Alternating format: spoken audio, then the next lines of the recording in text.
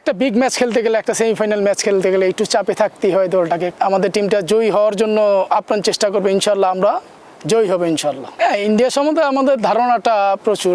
গতকালকে আমরা একটা সেমিফাইনাল ম্যাচ খেলেছি, যেটা নেপালের সাথে। নেপালও ভালো টিম, মেয়েরা ভালো করেছে। কারণ আমি কেন বলবো মেয়েরা ভালো করেছে, নেপালও খারাপ টিম না, নেপালের খুব পূর্ণ শক্তি নিয়ে মাঠে আসছে। এবং আমরাও মোটামুটি আমাদের মিক্সিং করা একটা দল আছে, আমাদের ইয়াং চ্যাপ্টারও আছে, আমাদের সিনিয়রও আছে, মিলে আমাদের একটা ভালো দল হয়েছে। মেয়েরা চেষ্টা করেছে ভালো করার জন্য, ভালো করেছে। একটা বিগ ম্যাচ খেলতে গেলে, একটা সেমিফাইনাল ম্যাচ খেলতে গেলে একটু চাপে থাকতেই হয় দলটাকে। কারণ এই বিগত গ্রুপ পর্যায়ে আমরা একটা ম্যাচ হেরেছি, হারার পর একটা ম্যাচ খেলাটা আমাদের টিমের জন্য একটু সমস্যা তো হবেই। যার কারণে আস্তে আস্তে ধীরে ধীরে আমাদের মেয়েরাও ভালো করেছে এবং চেষ্টা করেছে যে আমরা ম্যাচ উইন করতে পারি।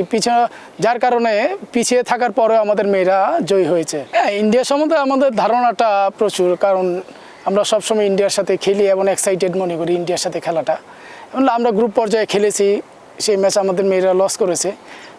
এটা আমরা লস বলবো না, সেটা থেকে আমরা কিছু শিখতে পেরেছি। এবং ইন্ডিয়ার সাথে কিভাবে ম্যাচ খেলবো, আমাদের কোচিং স্টাফ এবং আমাদের যারা ম্যাচ অ্যানালাইসিস করে, সেটা নিয়ে আমরা অনেক পর্যালোচনা করেছি। এবং আগামীকাল আমাদের একটা সেশন আছে, সেই সেশনে আমরা এই কাজগুলো করব এবং ফাইনাল ইনশাল্লাহ ইন্ডিয়ার সাথে উইন করব ইনশাল্লাহ। ফাইনাল ম্যাচ যে কেউ জিততে পারে, কারণ 50-50 ম্যাচ, কারণ দুইটা টিমই ভালো টিম। হ্যাঁ, এখন যে টিম উজ্জীবিত থাকবে, যেমন আমাদের দলটা উজ্জীবিত আছে, আমাদের টিমটা এখন উইনিংয়ে আছে, আমাদের টিমটা জয়ী হওয়ার জন্য আপ্রাণ চেষ্টা করবে, ইনশাল্লাহ আমরা জয়ী হবে ইনশাল্লাহ। এখন দলের অবস্থা অবশ্যই ভালো, কারণ গতকালকে আমরা একটা ভালো ম্যাচ খেলেছি। ম্যাচ খেলে আমরা ফাইনালে উঠেছি। শিউলিও একটু উজ্জীবিত আছে, শিউলিকে সবাই আমরা সমবেদনা জানিয়েছি এবং উৎসর্গ করেছি ম্যাচটা উইন করার পর। যার কারণে শিউলি এখন ভালো, শিউলি ভালো মানে আমাদের দলে সবাই উজ্জীবিত আছে, সমস্যা নেই।